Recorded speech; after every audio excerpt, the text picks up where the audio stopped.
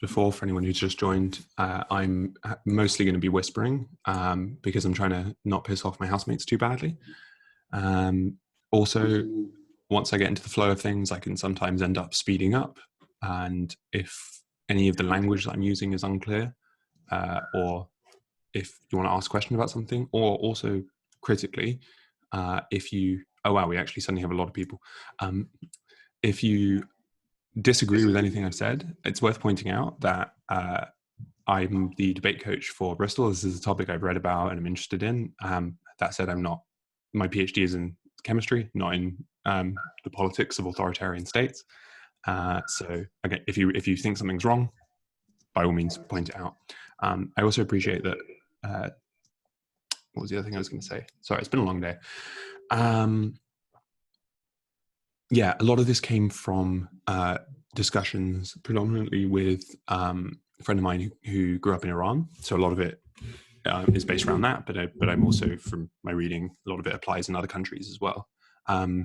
So yeah, just bear in mind, a lot of this stuff isn't universal, and there's an enormous spectrum of what authoritarianism is. So firstly, let's get some terminology out of the way, because I think some of this stuff is used more interchangeably than it should be. So the first thing is authoritarianism. Hi, Ozzy. Authoritarianism simply refers to any government where there's strongly centralized state power and usually limitations on social and political freedoms. Now, this is an enormously broad definition, and I think it's worth bearing in mind that that is intentional, because in some sense, authoritarianism is a spectrum, and a lot of countries fall somewhere along that spectrum. And in that sense, it's not a binary state of affairs. It's not like we can point to a country and say authoritarian, not authoritarian. What we can, however, distinguish, and this is where I think a lot of people say authoritarian states when actually what they mean is autocratic states, or one of the other forms similar. So an autocracy is characterized by absolute executive power residing in a single person. What this means specifically is that in an autocratic state, there is one person whom wields supreme power and can override everyone else in that state. Now, again, there's nuance here. So it's worth remembering that just because this person formally has autocratic power does not mean that in practice they have autocratic power. So in principle, the crown prince of, the king of Saudi Arabia has complete power over everyone. In practice, there are things if he tried to do, he would be constrained. People would push back, people would resist, or people could damage him in other ways. So formally, this means executive power resides. In practice, there's a degree of nuance here. Then we have an oligarchy. So this is where power rests with a small group of people instead of one person. So this is perhaps more similar to a lot of the Soviet states that existed, or in the status quo, we might refer to China, for example, as an oligarchy, in the sense that while Xi Jinping is very powerful, he does not have absolute executive power, and there is, in fact, the committee, all of whom have some degree of power. Lastly, there's totalitarianism, and this is the conception of both autocracy and authoritarianism, which tends to capture people's imagination in terms of films. And when people refer to states historically, often they are actually talking about totalitarianism.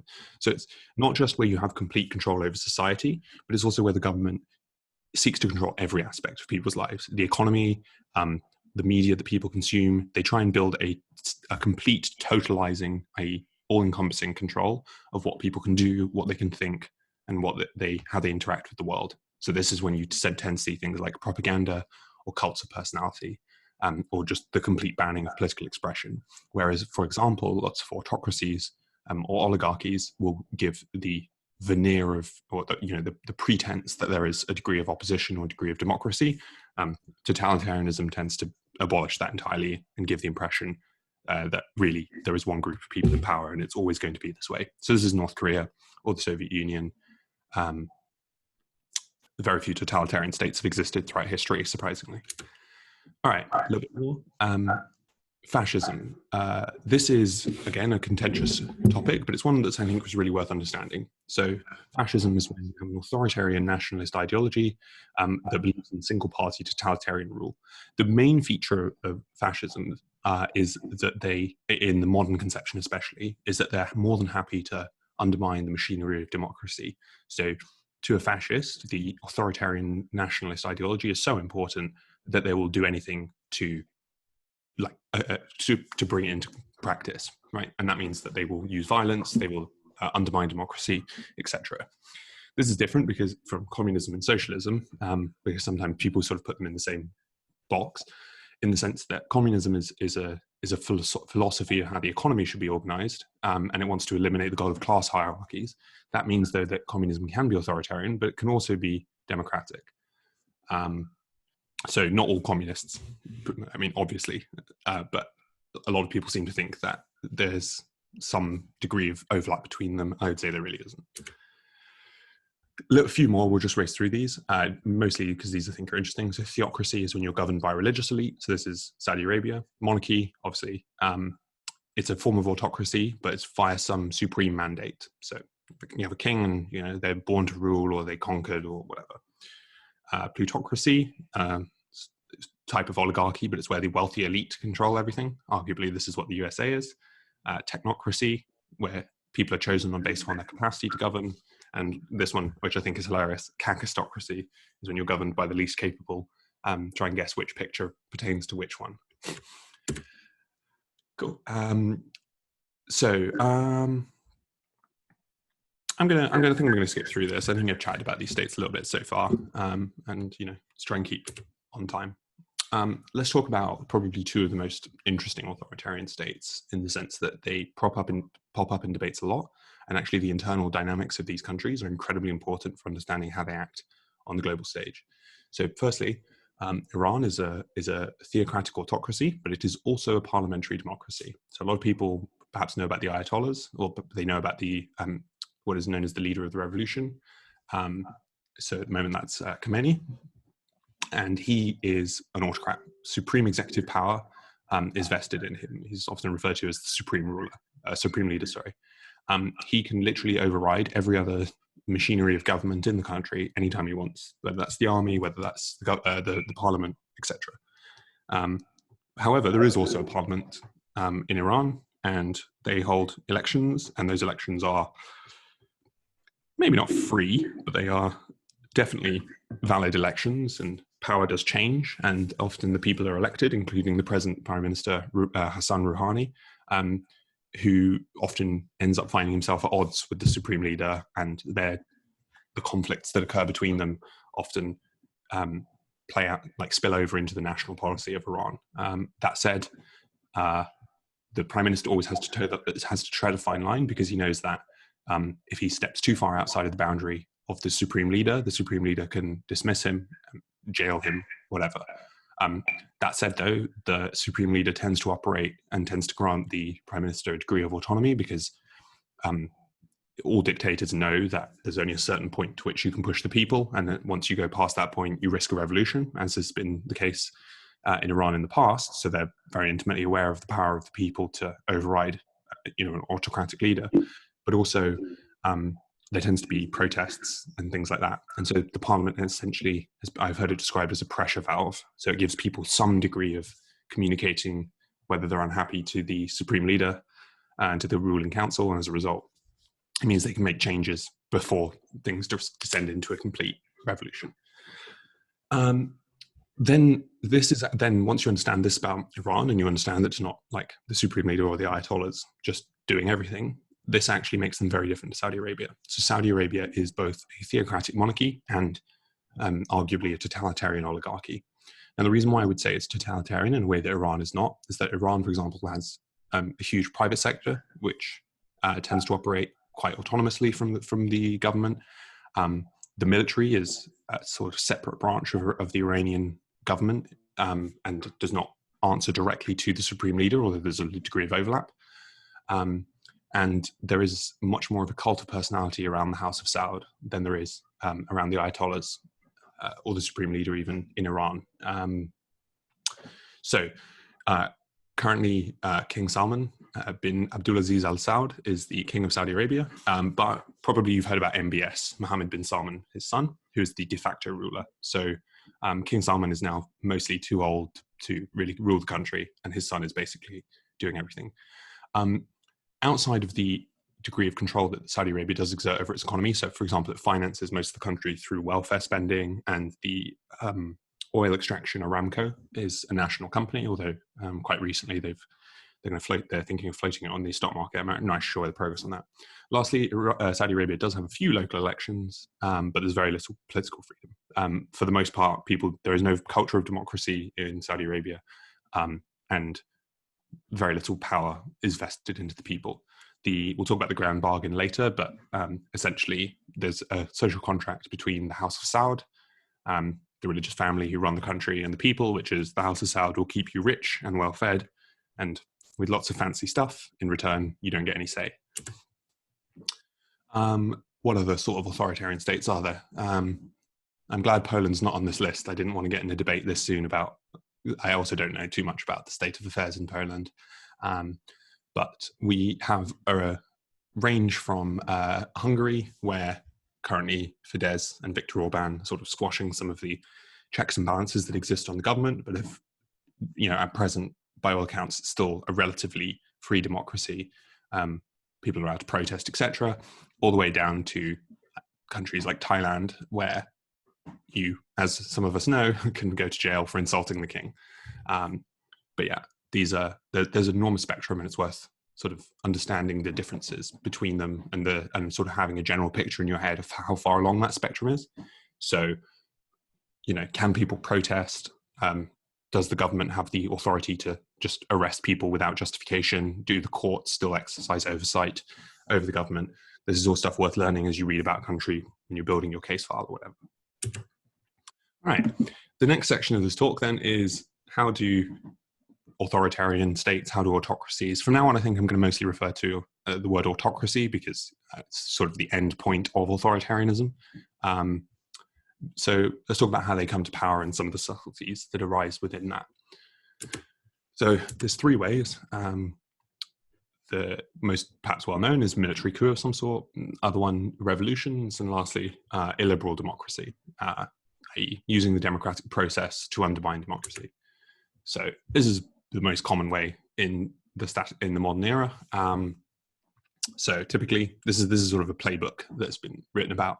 So populist leaders will, typically highly identifiable. They have a big name recognition. They tend to be quite charismatic, and they'll weaponize wedge issues. So let's quickly talk about Viktor Orban here. A lot of people don't know this, but Orban was actually one of the real figureheads of campaigning for democracy in Hungary. During the collapse of the Soviet Union. He was actually good friends with a lot of the current politicians who have formed what might be termed the liberal elite within the EU. So he was quite well known, and he was quite trusted and respected, and he'd been previously a campaigner for democracy, so a lot of people were willing to trust him. The wedge issue that he really exploited was not initially, as far as I understand it, the refugee crisis, although that definitely allowed him to cement his power, but it was essentially economic inequality. So he promised to massively increase welfare, especially to people in rural areas.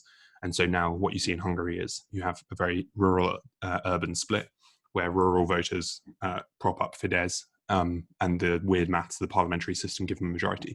Now, the critical reason why you can't act as a normal politician and just, give a policy platform that people like is you need to separate the country out into people so that when people are polarized, anything you do to dismantle the checks and balances that exist in a democracy, you need people that will defend you unconditionally. So we see this with Trump, right? Doesn't matter what he does, doesn't matter how many times he violates the Constitution or whatever, by being the only person who speaks to the people's concerns over a couple of key issues, predominantly, immigration or liberalism or whatever, it means that you can get away with most of the stuff that a normal politician can't get away with, because for a normal politician, their support is conditional upon success, right? You're popular as long as you are making things better. You're not popular because people identify with you on an ideological level. Then, obviously, once they're in power, you've got to shore up that power, and that usually means things like welfare spending. Money tends to be a good motivator for people, but it can also be other things, military aggression. So we saw, for example, after the oil price crash in Russia in 2014, Putin saw that the economy was sort of faltering, and you knew that you needed some other way of shoring up people's support for him. So invading Crimea buys into people's sense of, nationalism and the belief that Russia is a world power, sort of. Then the next thing is you want to eliminate your checks and balances, right? Because if your plan is to dismantle democracy, there's lots of machinery within a typical country to stop people consolidating power. So the most important of this is, or the two most important ones I would say, is probably the media and the courts. The reason why is, firstly, the media shape people's perception of you. So, obviously this is quite basic stuff, but it's important to understand in the context of what I said previously, which is you need people to paint what you're doing in the right way. So if you're dismantling the judiciary, for example, you're appointing judges that will not provide oversight to the new laws that you pass, will not stop you or block you from changing, the basis of democracy. It's important then that people see this as you, for example, fighting, the liberal judges who are stopping the people getting what they want, or as we've seen it described in the UK, country that arguably has also been sliding into authoritarianism a little. We heard judges that tried to block the Brexit process described as enemies of the people. Right? That means if you need to have the media on your side, and so often this will look like political parties appointing key individuals into positions of importance within the state media, and then often simultaneously appointing judges that they know are loyal to them. But there's other things. Another big one is the Electoral Commission. If you're going to rig an election, it means that you need key people within the electoral process to turn their eyes and look the other way. So usually you won't be able to accomplish all of these things simultaneously. So let's look at Turkey, for example. You have most of the judges are loyal to Erdogan, but there are some judges who have been there for a while and are well respected within their communities, who will not, do everything he says. Particularly in Istanbul, this is the thing. So what that means is you need to make sure that the degree to which the Electoral Commission is loyal to you is more powerful than the number of judges who can get in your way. So this was incredibly important again for Erdogan when he reran the Istanbul election because he lost. He was only able to do that because he spent a decade now appointing people who are loyal to him to the Electoral Commission, which meant that they were all essentially willing to go along with him. He ended up losing again, but that's a separate point. Then, the last thing is obviously you've got to get rid of all your opposition. This is where the political intimidation, arresting people, often financial attacks, voter suppression, things like that. Cool. So this playbook is well learned, it's well understood. So, can I have a question? Yeah, go for it. To the last slide. What do you think are the mechanisms behind building this unconditional support of your policies, like these hardline voters who will vote for you and support you no matter what? What are the mechanisms that made them vote for you, not for the other ones, or being shaky and not being these hardline voters that you underlined? So it's a really good question, because there isn't one thing that you can do, but there's a couple of things that tend to be common. So the idea of a wedge issue, I don't know if the English translates well here, but it's basically that it splits the society into two groups of people. So let's look at abortion, for example. Abortion is not a topic that you can come to a conclusion about through reason, right? Because either you scientifically claim that a fetus is not alive, or you believe that it is alive, and no amount of scientific reasoning is going to dissuade you from that, because the question of life is not one that can be answered through science. So what that means is people in society, and usually this is a religious thing, split into one of these two groups. By therefore exploiting it as a wedge issue, what that means is you split society into two groups, which means you're either with or against this politician. It's not now that you support them because I like this policy, I like this tax policy or this government spending plan or whatever. Now, either the way that we'll frame this is, if you support me, you support saving babies' lives, or if you don't support me, you're taking control of women's bodies, things like that, right? So it splits societies into groups. The point is now that once those groups are polarized along what they see as a moral line, support of the politician becomes a moral issue, not a political one. Otherwise, it tends to be things that the political elite don't want to talk about. The immigration crisis is a perfect example of this. European politicians generally don't want to talk about the immigration crisis because they know a couple of things. One is they're bound by the European Charter of Human Rights, which means they have to accept refugees that end up in Europe. Two, they know that because Europe's demographic problems, i.e. it's an aging population with an expensive welfare state in most countries, we're going to need immigrants to keep the population high enough to support that. So that means they know that if they are hostile towards immigration, that has repercussions for the country. But they also know that immigration is very unpopular.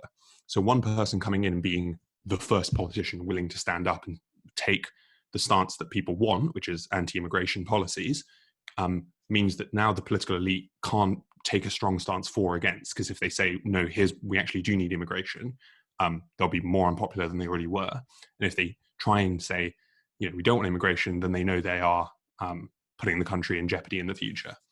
So populists, essentially, what they're looking for is an issue that other people don't want to talk about and don't want to take a firm stance on, because then by being the first person to take a firm stance on it, they become seen as being very trustworthy. That's kind of two examples of how mechanistically this works. Does that answer your question?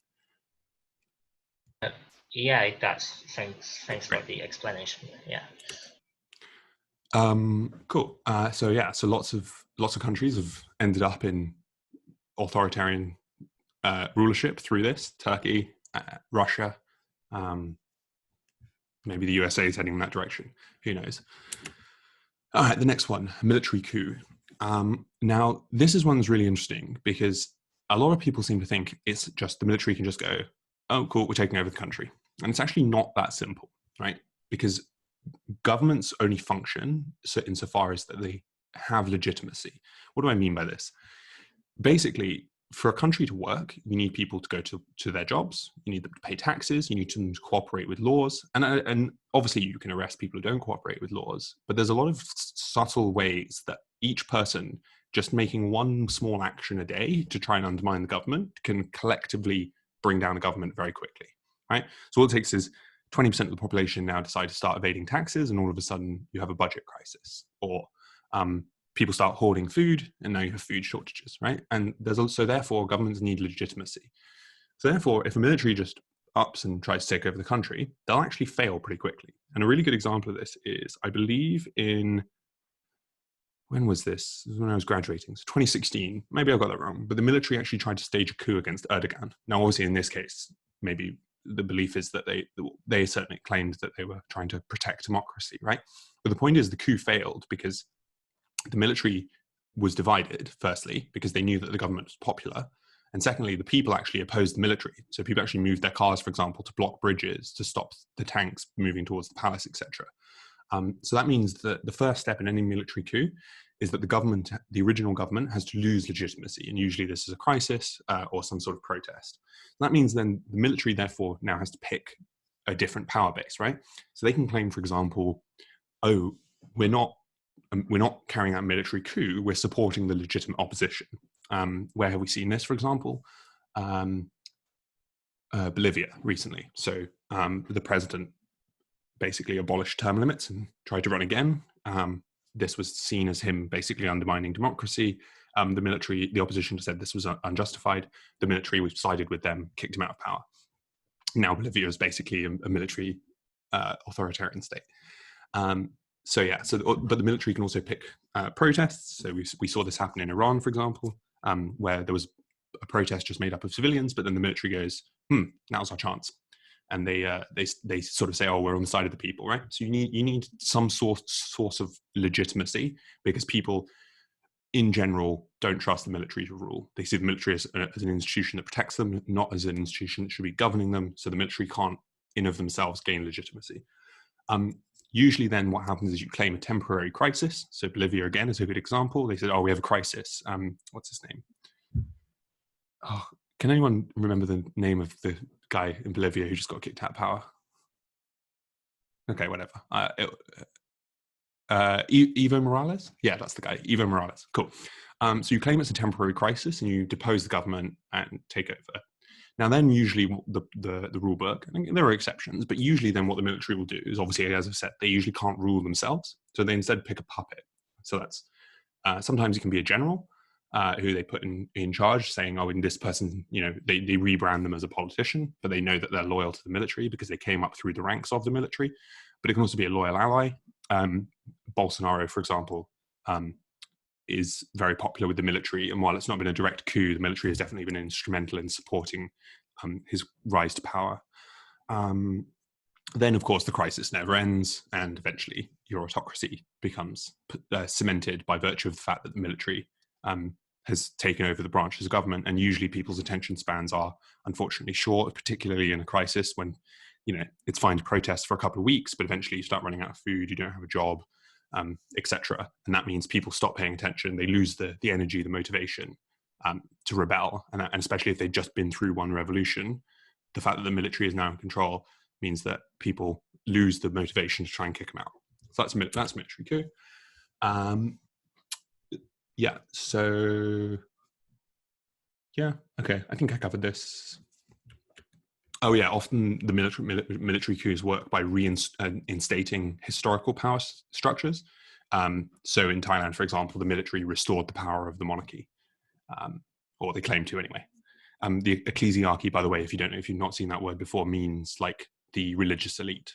So a military coup might work, for example, by saying, the country's been historically had a very popular religion that had a lot of power. They might say, oh, we're restoring this religion to the country. All right. Revolutionary power vacuums. So this is when you have a revolution. So we've covered the first one, which was, the first two, which is military coups and illiberal democracy. The last one, I've obviously got the numbering wrong here, is revolutions that generally are by the people, of the people, etc., but then descend into something else. So why does that happen? So firstly, revolutions often arise against authoritarian power structures because it's hard to imagine that a lot of people would band together and fight to put one person in control. So most revolutions tend to have democratic origins, right? They start out as being a desire to dismantle some existing authoritarian state. So so let's say the revolution starts and you've got a bunch of liberals. Liberals here is obviously a very relative term, right? Like the Free Syrian Army were not liberal in the Western sense, but they were liberal in the sense that they were trying to impose some sort of democracy into Syria. But if the initial group is successful, other groups that are power hungry will try and seize onto that and infiltrate these revolutionary movements. Because if a revolutionary movement has the support of the population, that means you have a brand that's very powerful. And if you yourself are trying to gain power for you or for your friends or for your ethnic group or for your religion or whatever, it's very good to piggyback on that more popular brand. Then as the revolution proceeds, the people who succeed tend to be the people who are the most ruthless, the most violent. Why? Because you're fighting, right? The person who is an academic and has really good ideas about the efficient egalitarian organization of the country afterwards isn't very useful when you're fighting the enemy who has planes and tanks, etc. It's the people who really are willing to get down and dirty and commit the most horrific acts of violence, often against civilians. And then once they're successful, people band around them more because over time, the stress of revolution means that you're just focused on ending it. And that means you'll follow anyone who looks like they have a chance of success. And then, of course, say the revolution does succeed and you take over the government. Well, now most of the people within your revolution probably don't believe in the original goal of the revolution. They're probably now more interested in establishing control over the country. And because the kind of people who tend to use violence and commit atrocities for their goals don't tend to be people who believe in radical egalitarianism. Obviously not universally true, but generally pretty true. So Syria is a good example of this. Iran is another good example of this, where in the Khomeini revolution, the initially, I guess, arguably democratic forces were overtaken by the present establishment of Iran, who turned it into an autocracy. And the reason why this is called a power vacuum is because there's no orderly transition of power, even in a successful revolution. It's not clear by the time the revolution ends who should be in charge, right?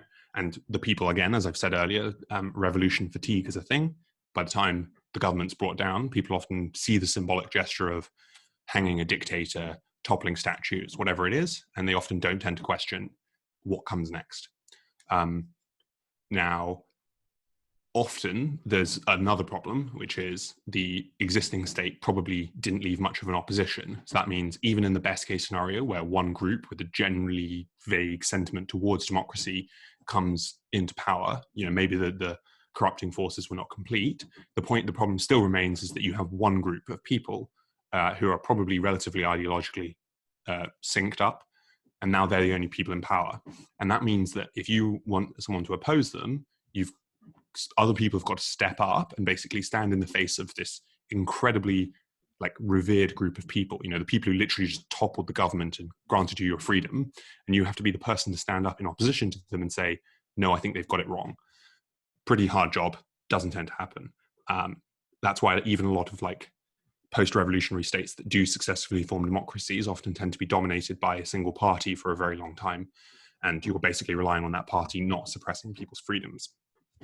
Cool. Then lastly, even in the best case scenario, we do get a genuine pluralist liberal government, they tend to be quite vulnerable, right? Because democracy works great when everything is smooth sailing, but it also makes you weak because you need to decide on the best course of action. You need to distribute power evenly across the country, and that means one of your neighbors can probably step in and take over quite quickly. Now, I guess a quick question or maybe a discussion point is, does anyone want to explain why a lot of this didn't happen in the collapse of the Soviet Union? Why is a lot of what I've just described here perhaps less appropriate to countries like Poland, for example, or any of the Eastern European countries that have formed into liberal democracies since the collapse of the Soviet Union? Just unmute yourself and give it a shot. I guess maybe because of the fact that there was an actual opposition in most of those states. Yeah. It's definitely very visible it existed. Yeah. So, and why was there an opposition sort of ready to go? Well, they had support from the outside world, I guess, from the West, but financial support, but also so when they were reinstalled into power, when they got into power, they had overwhelming support from the other bloc, right? So it wasn't that easy to for them to then get put down or anything like that, I guess. Yeah. So that's precisely it. For one of the big things that safeguarded the formation of democracy in a lot of Eastern Europe was the rapid formation of oppositions. Partly this was because a lot of these countries had a pre-existing history of democracy. And when I talk about democratic character of a country, what I mean is people have to be used to the idea of democracy in some sense for it to work, right? You need to convince people to go out to the ballot box to vote for people on the basis of a platform, and they need to genuinely believe that will work, because that's what's required for people to themselves participate, join parties, engage in protests, discuss policy, etc. If people have historically never had this before, they often tend to be quite skeptical, and they sort of assume, it doesn't matter who I vote for, nothing will change. So they vote for the most charismatic people, or they vote for the people who promise them the most money or whatever, and that obviously is a fast track route to illiberal democracy, as I discussed in the first point. Whereas in Europe, what you had was there was already a lot of different political factions within these countries. A lot of them had been democracies before. So while the liberals and the communists, not the authoritarian communists, maybe like the socialists, let's call them, and even perhaps a lot of the conservatives were willing to join together for the revolution. Once that was over, now they were genuinely different ideological groups, and they were able to fall apart. The last thing is obviously the USA and Western European countries were very much, putting their thumb on the scale here to make sure that these countries didn't just collapse back into authoritarian states. That's a lot harder to do across a lot of the rest of the world, because, if the USA tries to support a party in South America now, because they fucked it up so many times before, people will be very skeptical towards that party. So we saw this, for example, with, what's his name? The guy who was trying to replace Maduro, Juan Guaido. So in Venezuela, the opposition had tried to declare Maduro as a dictator, depose him, and the USA backed Juan Guaido, who's the leader of the opposition, but that didn't really help, because a lot of people in Venezuela, for other reasons like the economic sanctions, hated the USA. So now he becomes less popular as a result of that external support. This wasn't really the case in the Soviet Union. There was more goodwill towards the European neighbours than there is in other places in the world, especially the Middle East, where no one trusts anyone. All right, next part. Does anyone have any questions about anything I've said in this section, or want to say anything? I don't know.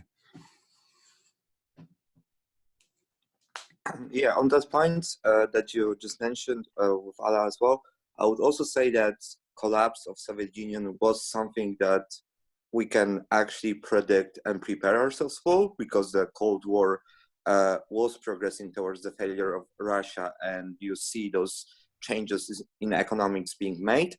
And I would also probably put forward argument not only that there was a Western support, but like, because you can point out how Western states are better in functioning, specifically when it comes to economy, because there was a shortage of products in Poland and Eastern states, you can actually, based on that, promise to people that if they do follow democratic Western and model, they are able to have a better state. I think that's true, but I would say it's still the last part of that is contentious, in the sense that, especially, like, obviously this is an hour talk over a topic that could probably, has filled multiple textbooks. So I'm obviously having to make some simplifications here. But especially from a debating perspective, my question to that would be, why is this not true, for example, in Venezuela? Why can't we point to Chile or to Colombia and say, oh, look how much richer, look how much healthier, look how much better off people are in these countries if they are democracies that have been backed by the USA. Why can't we let the USA turn Venezuela like that? It's the sort of comparison example is analytically a little hard to demonstrate.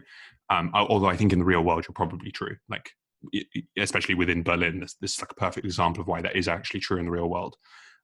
People could literally tune into the radio stations from the other half of the city and stuff like that. All right.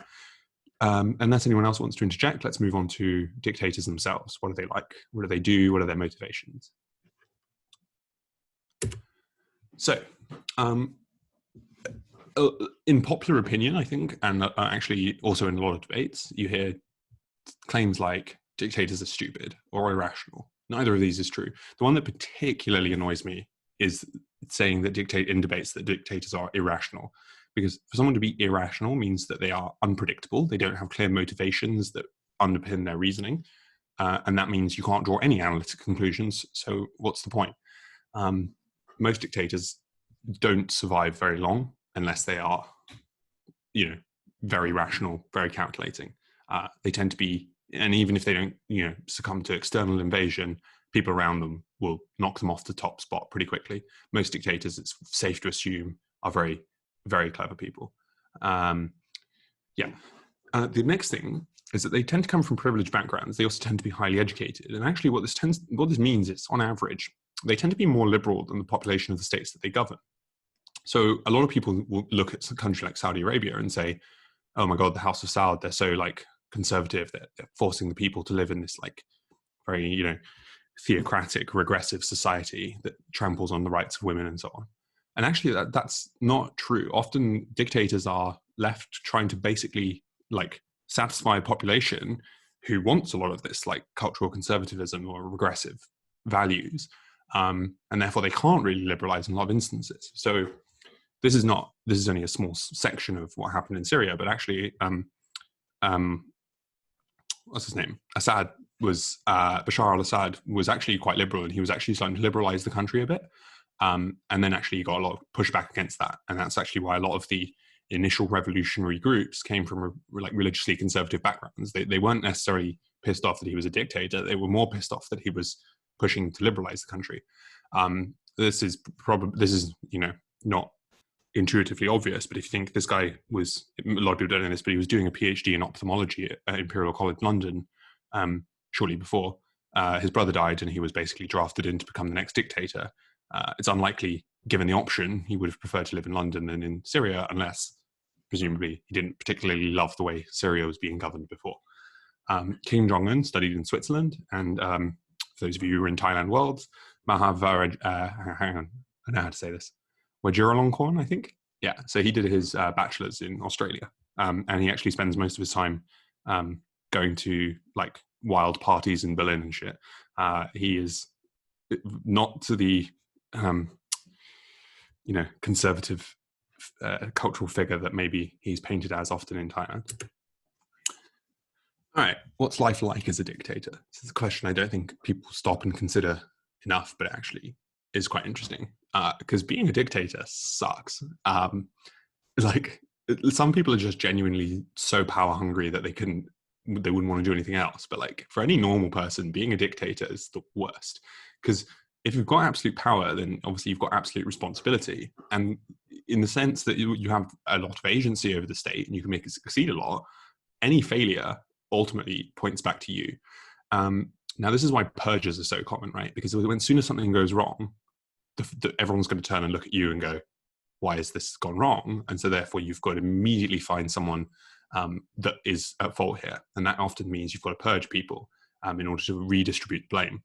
Now, this is a bit of a double-edged sword, though, because obviously the people you purge may well be the people who were propping up the system before. And often dictatorships collapse under the weight of their own contradiction because they have to repeatedly fire or get rid of competent people. And then the less competent people they have, the more failure they run into. Arguably, this was a big problem for the Soviet Union. And then let's ignore external threats. Let's imagine that citizens are unlikely to revolt and you've got no international enemies who are going to try and invade you. There are still lots of competing power bases within an autocracy. So what I mean by that is a power base is any group that is who the dictator relies on for support. Now, obviously, the simplest power base would be the citizens. If they're not working, building stuff, paying taxes, etc., you don't have a country to rule. But within your average autocracy, there's also lots of other important power bases. So the military is obviously the most important one in most instances. If you don't have guns, you will be invaded, you will be overthrown, or you lack the ability to project power anywhere. You often autocracies tend to band together, and that means you have to rely on one another to help each other out if you face a revolution, like Russia stepping in to defend Syria. But the next one often is, you've heard the term religion is the opiate for the masses, and actually this is often a source of legitimacy for your rule. So people tend to be skeptical, and they tend to be skeptical of power. And if you have a bunch of extremely influential religious people, and this is the key point, the religious people obviously aren't seeking power. So it's often not seen as like a quid pro quo thing, right? If the religious people who their primary concern is serving God, but they also at the same time are willing to say, yes, follow this person, do what they say, that gives the ruler incredible power. So in Saudi Arabia, this is how it works. The religious elite will continuously reaffirm that the House of Saud are the legitimate rulers that have been picked by Allah in order to lead Saudi Arabia to greatness. And that means that the House of Saud is very dependent upon the continued support of the religious elite. The next one is the secret police. I think this is obvious, but we can talk about them more later. Often the nobility, the elite. So these people were powerful within the state either before or have become powerful independently of the state. So these people often have social and economic leverage. If there's a particularly popular state governor, your executive power is meaningless unless you're willing to go and invade his state if he opposes you. So Chechnya in Russia, if you maybe heard about that, is a good example of this. Chechnya is notoriously hard to govern for Moscow, and that means often the guy in charge of Chechnya has a lot of leeway in terms of standing up to Putin or whoever is in power in the Russian state at the time. I've forgotten the guy's name, but there was one who used to basically run circles around Putin because he was so important. I forget what happened to him. All right. So often there's individuals who, despite having less power than you, you still need to keep them on your side. Lastly, your own party. So anyone who's close to you will have, unless they literally are, identical to you, they're probably going to have slightly different objectives, goals, visions. And if they think that you're letting the state down or you're pushing it in a direction that's risky, or they simply think that you're weak and you can be toppled and they can take power, they'll do that. So you've often got to keep the people around you happy. So for Putin, this has been an enduring problem, but one that he seems to have largely solved at this point by diminishing the power, buying off, or just pushing out everyone who was a genuine competition to him. So as a dictator, you're constantly facing internal threats, people who want to knock you out. So you've got to keep all these groups happy. This is again why I say being a dictator sucks, because one day the military comes to you and says, hey, we need more money, we need more tanks, and then the next day the religious people say, oh, hang on, can you build us another cathedral? You're like, fuck, I'm running out of money. And then the secret police come and say, oh, we think there's a revolutionary group operating in this city, we need money for surveillance. And you're like, oh my god, I have to say no to one of you. And then the business leaders say we want tax cuts. You can imagine what it's like, right? The point is, if in a debate especially someone's like making any argument which relies on a dictator being supremely powerful, I've just given you a bunch of mechanisms to illustrate why probably almost anything has to be rationalized through this lens, and they're often not nearly as powerful as they seem. Cool. So I think so that's what I said. The end result, dictators very rarely wield nearly the amount of power they perceive to. Most dictators are substantially weaker than they look in the way that they're covered in the news. And actually they spend most of their time not sitting on a throne, chilling. They actually spend most of the time jumping between meetings and talking to different people and trying to balance off the different competing demands and power plays of everyone they're dealing with on a day-to-day basis. And if they fuck this up, they get killed or deposed or both. Cool. So what do they do to preempt this? How do you maintain power as a dictator? That's the next question.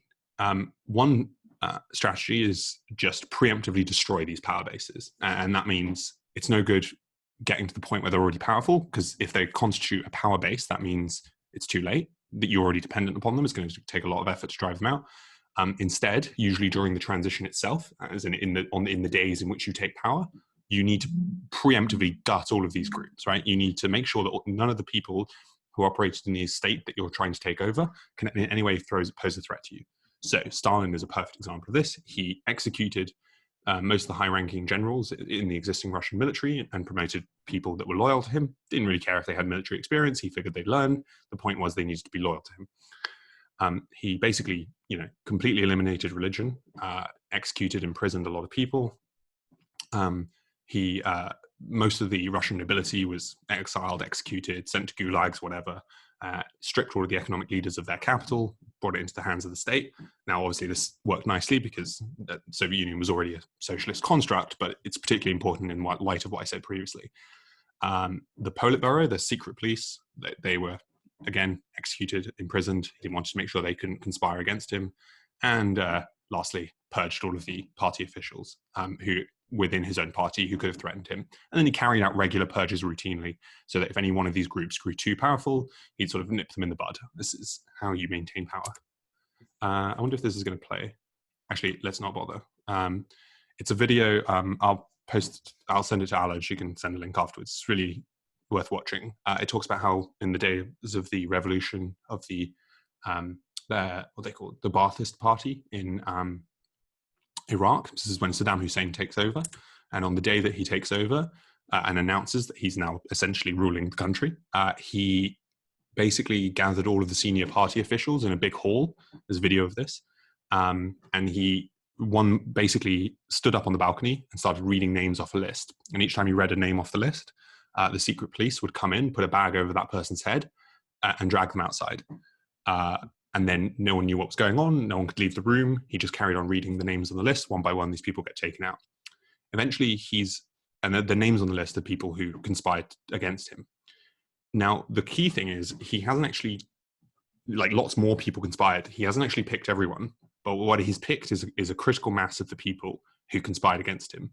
He then basically forces the remaining people who conspired against him, or just people in the party in general, to go and execute the first group of people. This means now everyone knows what he's capable of. He's killed off most of the people who are real threats to him, and all of the other people who may have otherwise now previously not been sure about him, they're in it together now. They've killed innocent people. They're all bound to him now. He is the supreme leader. This is how you preempt any power struggles against you. Cool. Legitimacy and stability then. I think I've touched on this, but as I've said before, even autocratic states rely on a form of social contract, or authoritarian states. And that usually means that you need to keep the people happy, or at least happy enough that they're not going to rise up against you. Why is this? Because every dictator alive, they're not ignorant. They've seen the footage of Saddam Hussein swinging on the gallows, or Colonel Gaddafi being dragged through the streets and tortured before he was executed. You don't want to end up in that situation. And you're as I've said before, pretty intelligent, pretty rational. You know you're not unique, and you know that you've got to keep the people happy enough to make it to make the delta, if you will, to use the debating term, the delta between the revolution and present life. You need to keep it quite big, and that means that people will be satisfied and they're not willing to risk what they've got. If you keep them, satisfied is enough, but if you keep them happy, you'll be very successful as a dictator. So, legitimacy, then, where does it come from? You need, what do I mean by legitimacy? It means that you have to be seen as being allowed to rule by the people. They have to be okay with you being in the position of power that you are. Nationalism works here in the sense that if people want to feel like they're part of something bigger, right? No one wants to think that I am a meaningless drone in a big, cog in a machine, right? Everyone wants to think that they're part of something important.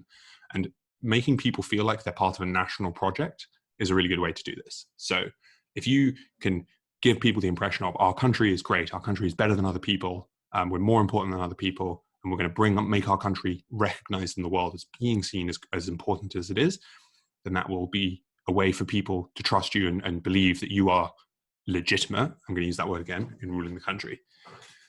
That works for countries like Russia, it works for countries like Turkey. The next way is the economy. So if people, especially if people haven't had their basic needs met before, they've lacked food, water, shelter, medicine, whatever. If you can tell people, I'm going to deliver these things to you, and then actually deliver them, they won't risk their lives to upset this state of affairs.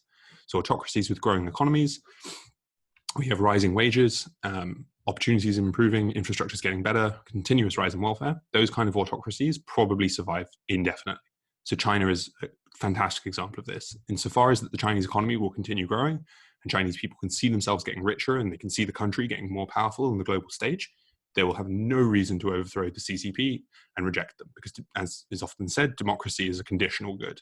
People will very rarely trade their ideology for feeding their children, and therefore people would often rather prop up or legitimize a government that seems to be catering to their needs.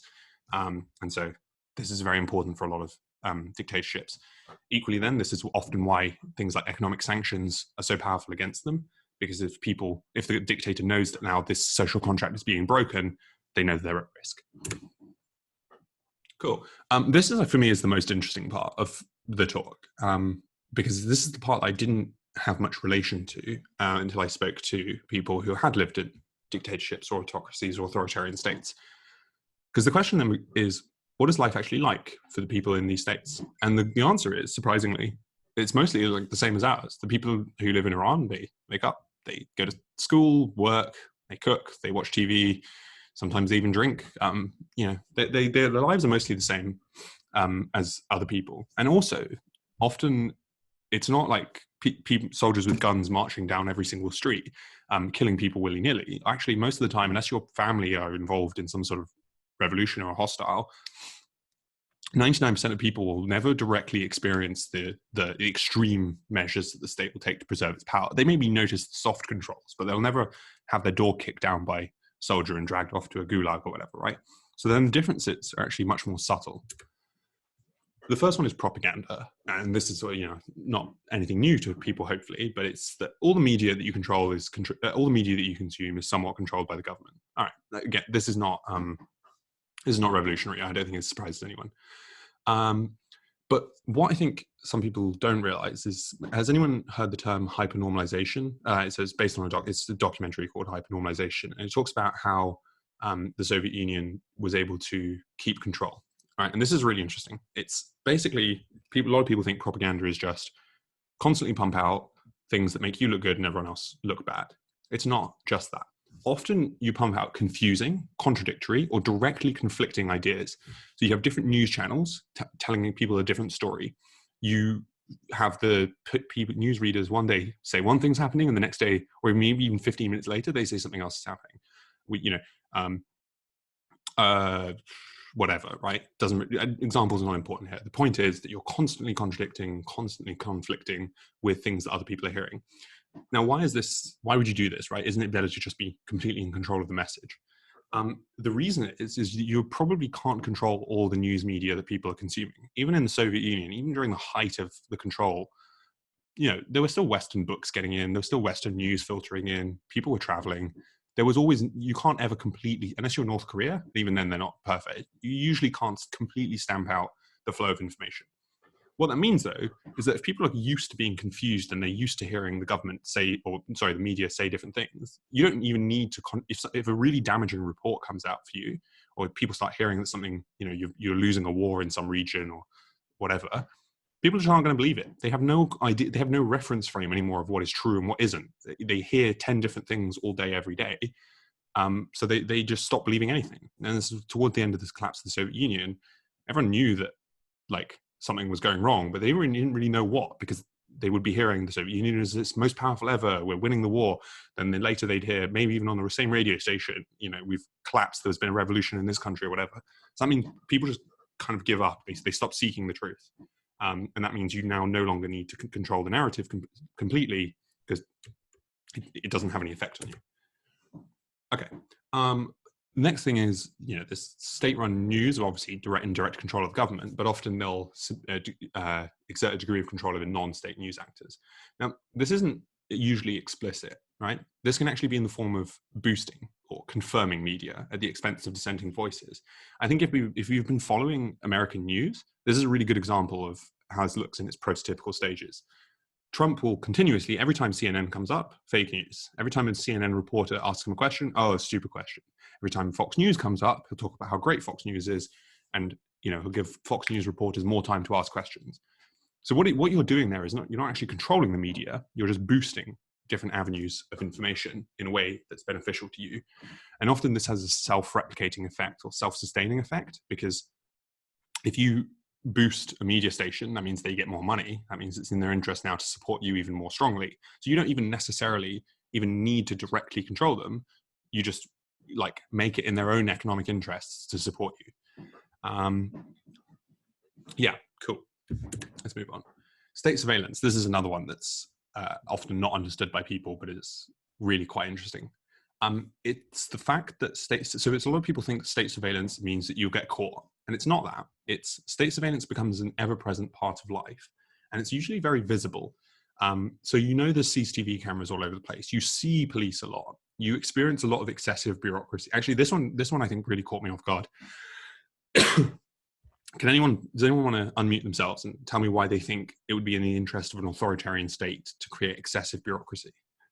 And bureaucracy here, I mean, is like tons of forms you have to fill in, tons of paperwork, lots of, you know, restriction, like basically lots of paper trail for everything. Procedures. I mean, it's much more problematic for you to form any sort of complaint to the government or apply for to create for a political opposition, because the process became, or like send off something that upsets you to the government, because the process became so complicated that you eventually gave up on the idea that you can actually manage to do something, and you go with your like normal minimal life. Yeah, very good. That's one reason. There's another one. That's a very good one. Yeah, I think the additional reason, at least the one I learned, was that essentially the reason they want this is A, to make sure they know every detail about you and every plan you make, and B, and more importantly, to make you feel that they know every detail about Precisely. Every plan you make. Yeah, it's both of those. It's both of those in equal parts. One is that you want to make people feel powerless, and one way to do that is to make it so excessively difficult to access any of their rights. So it's no good being allowed to form an opposition party if you spend 10 years bouncing between various civil servants and, you know, administrators trying to just get the paperwork together to form a new party. And the second thing is, think about, like, if you wanted to build a bomb right now in your country, most of you, that's Poland, right? You'd have to order the parts, you know, the chemicals and whatever. And you know that leaves a paper trail. And that means that, you know, even if you wanted, like, you know you're going to end up on a list, basically. Now, if every single aspect of your life is also subject to that same degree of paperwork and oversight, it means you know that everything you do forms a bigger picture of who you are and what your motivations are, and it really scares people away from taking even initial steps towards power. The next thing is they'll often use subtle, invisible forms. So this is informants. So, you know, that there'll be people who are telling the government what other people are doing or watching you. The next one is phone and internet monitoring. And obviously there's secret surveillance, right? So it's the cameras you don't see.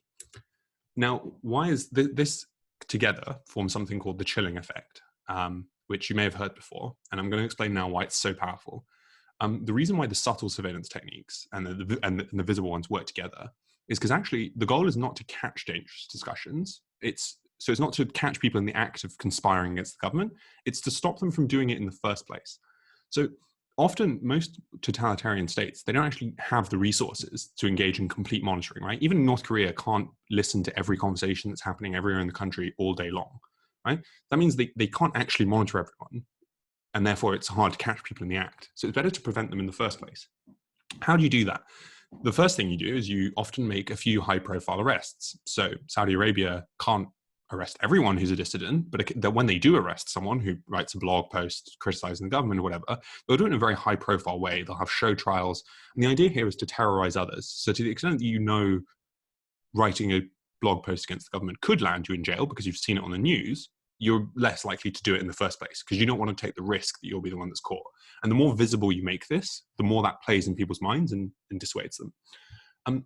The next thing is you don't know with informants, you don't know who informants could be. Your own family could be informants, right? So when you don't know who's going to tell on you, you don't know who it's safe to speak to, right? So the government will often have informants, but they won't tell people, they won't make it visible. The informants will be as secret as possible so that you never know who you can trust. And this works obviously in other things. So if you know that the government is listening to phone conversations, you don't know which ones they're listening to, and therefore you never take the risk. If you know that the government might have wiretaps, bugs listening in your house, it doesn't matter if there is one or not in your house, you never take the risk. All of this is the chilling effect. It chills people's motivation to engage in dissent to the government. So, and the next thing is, and I think I said this on a previous slide, the propaganda or the regulations that they have on the media often are equally uncertain. I.e., they'll tell. So in Iran, this is what they do in Iran, right? They don't say you are not allowed to publish this sentence. They don't say you're not allowed to say this about the government. They just very vaguely say things like you should not produce media that brings disrepute to Islam, or you should not misrepresent the supreme leader. Now, then saying you should not misrepresent the supreme leader, literally, no one knows what that means, right? If you tell people you're not allowed to say this, people won't say that, but they'll say everything around it. If you make the regulations very unclear, the newspapers or the radio or whatever, they literally have to go, will I fall afoul of misrepresenting the supreme leader if I say this? And therefore, they always err on the side of caution. And again, this is a way of preempting dissent rather than trying to stamp it out after it's begun. Brainwashing, this is another thing I think a lot of people don't realize. Most people in autocracies know they're not free. Like people in Russia don't genuinely believe that the elections are legitimate. They know that Putin doesn't get 95% of the vote. This is a fact of life for people. The aim is not necessarily to give people the impression of freedom. It's just to make them think that there's no alternative. Or again, as I said when I talked about legitimacy, you want people to genuinely believe in the government and really support it. And so usually, you want to go with one of the strategies, but they can both work together. So either you make it so that people are completely confused and disoriented and incapable of even thinking about overturning the government, or you make it so that they love the government, whatever. Point is, there's lots of avenues to controlling people. They don't need to know that they can know they're under control as long as something else overrides that. Let me just, how much more have I got? This is dragging on a bit. Okay, we can probably get through most of this.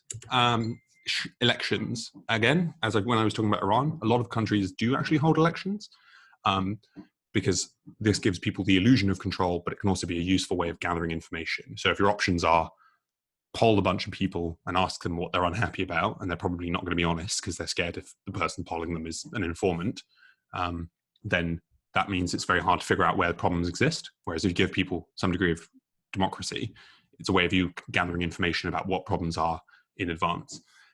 But where those elections are meaningful, where the country is still a prototypical democracy and it's merely sliding towards authoritarianism, you want to make sure that you stop the wrong people voting. So this is arbitrary restrictions. Again, I'm going to use the USA because I genuinely think that they are on the precipice of fascism. Like we saw, for example, recently there was a special election in which a Republican judge could have been voted out in Wisconsin, and in the biggest city, and obviously the cities tend to be more left-wing, the governor of the state, who was a Republican, shut down all the polling places except for 5. This was a city of 800,000 people, and they had 5 polling places during a pandemic. There's no justification for that unless you don't want people to vote, i.e. you don't want the right people to vote, or you distribute insufficient ballots. So, for example, in Georgia, not the country, the state in America, in areas where they knew there was a high number of black voters, they would only send like 100 ballots. So 100 people got to vote, and then they didn't have any more. And they would tell them like, oh, more ballots are on the way, and one truck would come in at 12 o'clock and give you another 100 ballots, but you never had enough. So you've held an election formally. In theory, everyone got to vote.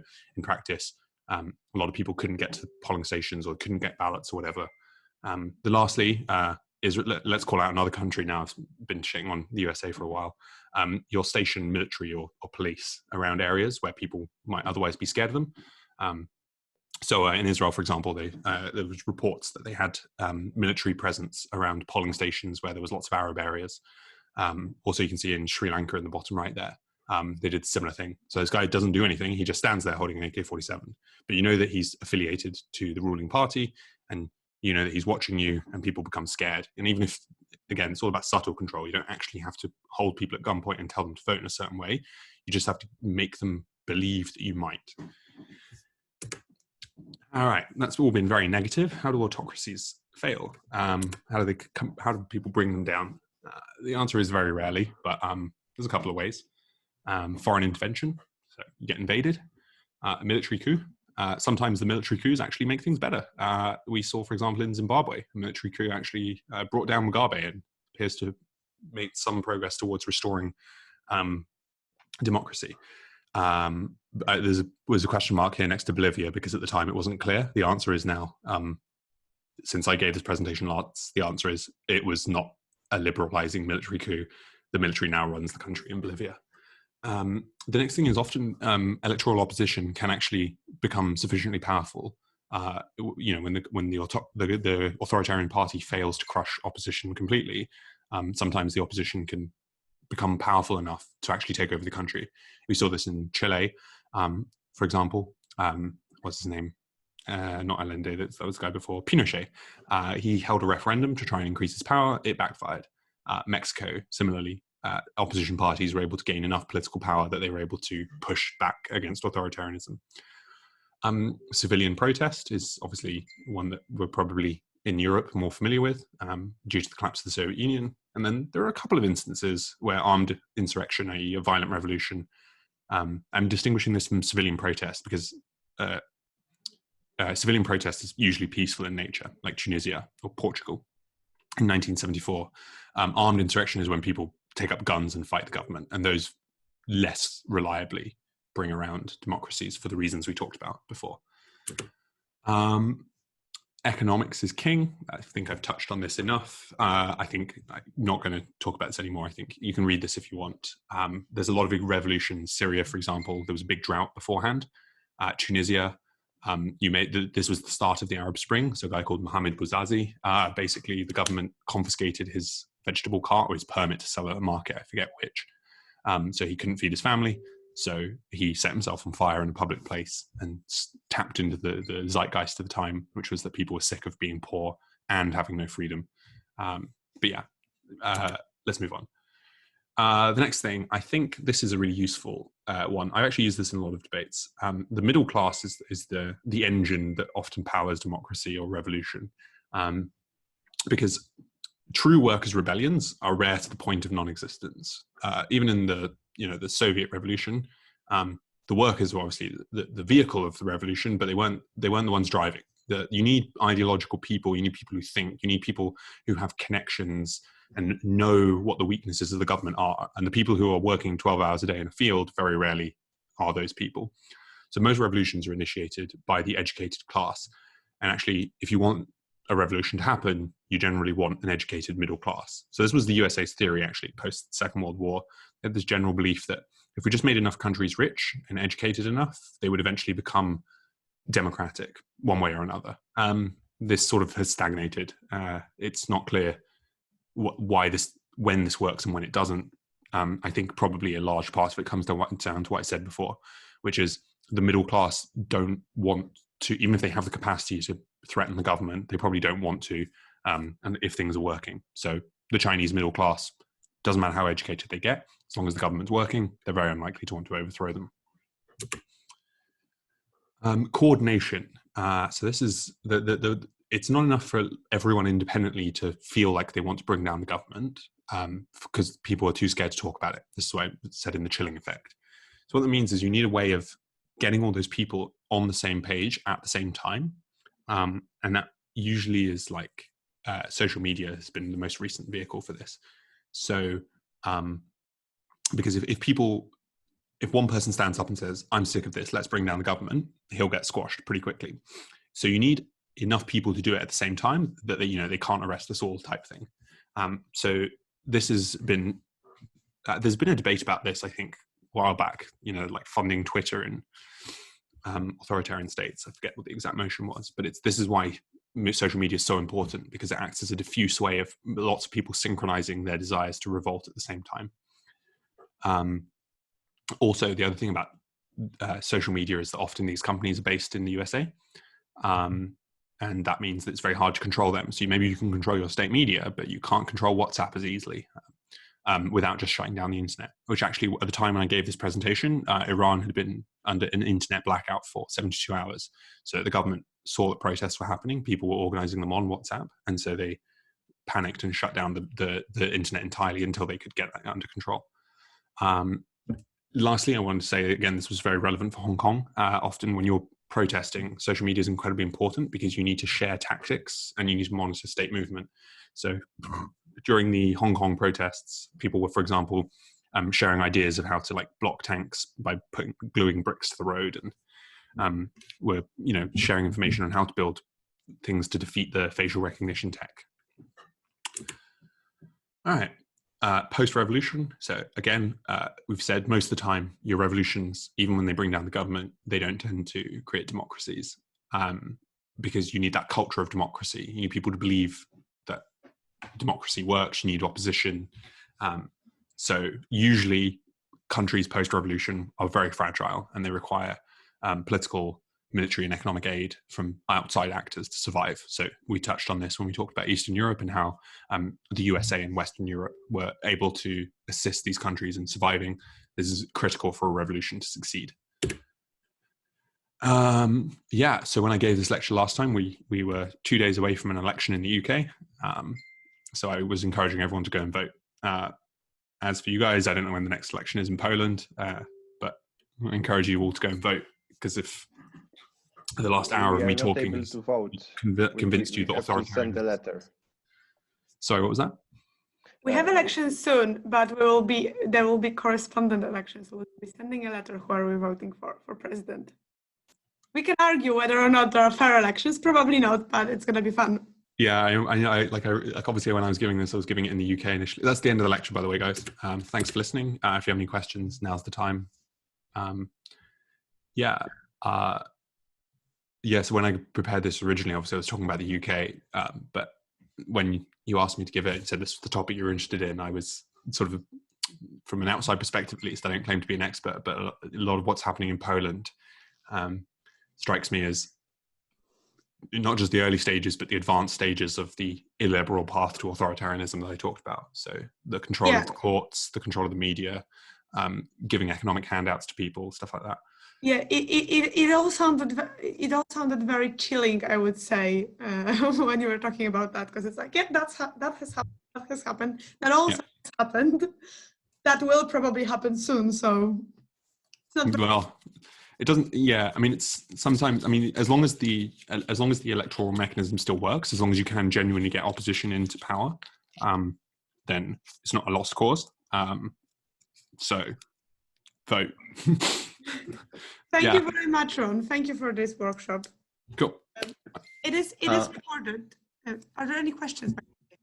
Yeah, if anyone wants to ask questions. It's not so much a recording. question as just an additional thing just about the Saudi Arabia thing. I didn't want to interject at the time, but a very important part of the clergy power is that not only are they very effective at making people in Saudi Arabia believe that Saudi Arabia has legitimacy, but people all over the Middle East, which gives Saudi Arabia actually a lot of power across the Middle East as a whole, and not like through the clergy mechanism and not just domestically.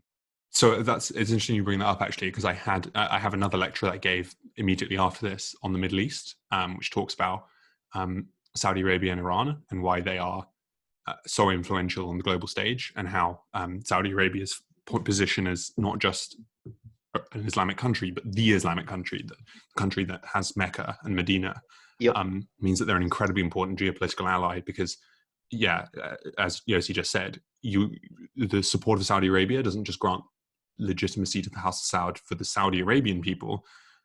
It also, for all other Sunni Muslims, as long as they believe that the House of Saud is a legitimate representative of Islam, then a lot of other countries will grant Saudi Arabia a lot of leeway, and equally Saudi Arabia has a lot of power over a lot of other countries with this theocratic control. So the support for the House of Saud, of the religious elite within Saudi Arabia, is probably their most important. Like that is the thing of utmost importance for them, because the minute the Saudi Arabian religious elite turn against the House of Saud, they lose not just their internal support, but probably a lot of their geopolitical support. Equally, which also with the mechanisms of regimes supporting each other is especially important, because it's the mechanism that keeps the House of Saud also have, like, in terms of having the protection from all the other autocratic Muslim states of the Middle East. Well, the Sunni ones anyway. Yeah, the Sunni ones. But yes.